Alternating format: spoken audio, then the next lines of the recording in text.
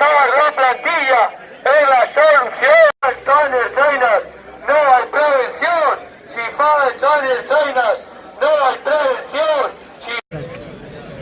Bueno, estamos aquí los sindicatos ERNE y ESAN denunciando la precariedad laboral que mantenemos en la Ertzaintza y que está repercutiendo gravemente en el bienestar de los ciudadanos vascos, ya que no estamos siendo los correctos o el nivel de eficacia que deberíamos lograr para que la ciudadanía estuviese totalmente tranquila.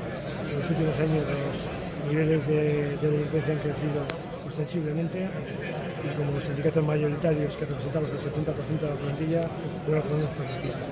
Pues, aparte de la precariedad laboral que existe, los últimos llamamientos en libre, la falta de plantilla, 700 personas menos, también denunciamos la organización interna. Han implantado un modelo policial que no funciona.